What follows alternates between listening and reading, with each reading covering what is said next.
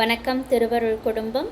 சிவபுராணத்தில் 8வது வரியான புறத்தார்க்கு சேயோந்தன் பூங்கழல்கள் வெல்க, இந்த வரிக்கான அர்த்தத்தை பார்க்க போகிறோம். இந்த வரியில தான் சிவபெருமான் எத்தனை பெரிய கருணை கடல் அப்படிங்கிறது நம்ம எல்லாருக்குமே தெரியும். புறத்தார்க்கு அப்படின்னா கடவுள் இல்லை அப்படிங்கிறவங்களுக்கு, கடவுள் எனக்கு தேவையில்லை, நான் மனுஷன், நான் வாழ்ந்துக்கிறேன் என் வாழ்க்கையை அப்படின்னு சொல்லக்கூடிய மனிதர்களுக்கு, புறத்தார்க்கு அதாவது கடவுளை புறம் தள்ளி எட்டி வைத்தவர்களுக்கு சேயோனாக இருக்கிறார். சேயோன்னா தூரமா இருக்காராம். எவ்வளவு பெரிய கருணை பார்த்தீங்களா? என்ன உனக்கு பிடிக்கலையா, அப்போ நான் உனக்கு அருள் செய்ய மாட்டேன் அப்படின்னு சொல்லிட்டு இறைவன் விலகி போயிடல, விட்டுட்டு போயிடல. என்ன நீ இல்லைங்கிறியா, உனக்கு கரெக்டான பாடம் புகட்டுறேன் அப்படின்னு சொல்லி இறைவன் சண்டைக்கோ மல்லுக்கோ நிற்கிறது இல்லை.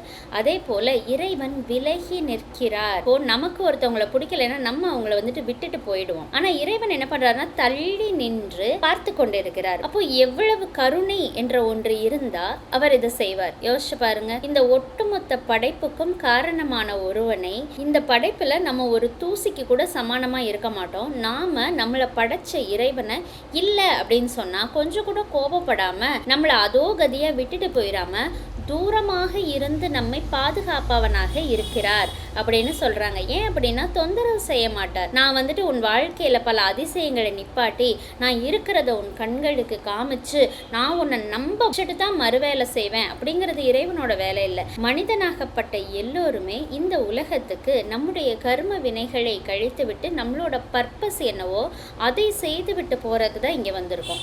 அப்படி இருக்கும் பொழுது நாம் வந்த வேலையை அவர் இடையூறு செய்யாமல் நம்மை பாதுகாப்பதற்காக தூரத்திலே இருந்து அவர் பார்த்துக்கிறார். யார் அப்படின்னா கடவுள் இல்லை என்பவர்களை, அவர்களை விட்டு விட்டு போகணும். இறைவன் நம்மை விட்டு விட்டு போகணும் அப்படின்னா நம் உயிர் உடலில் இருந்து பிரிகிறது அப்படின்னு அர்த்தம். அப்போ இந்த ஆத்மா வெளியேறி அது தன்னால இறைவன் கிட்ட போய் சேர்ந்துடும். ஏன்னா இறைத்தன்மையான அந்த உயிர் விலகிறது இல்லையா, அதை புரிஞ்சுக்கணும். இது ரொம்ப ஸ்வீட்டான இது.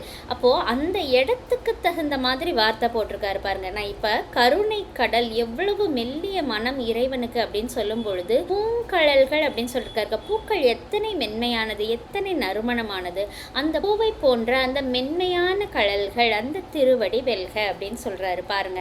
அப்போ அந்த ஒரு இழகிய மிருதுவான தன்மையை இறைவன் தன்னை வெறுப்பவர்களுக்கும் அவர்களை விட்டு செல்லாமல் தூரத்தில் இருந்து பாதுகாக்கக்கூடிய ஒரு பாதுகாவலனாக இருக்கார் அப்படிங்கிறது எவ்வளோ ஒரு சாஃப்டான ஒரு கேரக்டர் அப்படின்றத அழகான வார்த்தை கோர்ப்புகள் மூலமாக மாணிக்கவாசகர் நமக்கு சொல்லியிருக்காரு. அடுத்த வரிக்கான அர்த்தம் என்னங்கிறத அடுத்த வீடியோவில் பார்த்து தெரிஞ்சுக்கலாம்.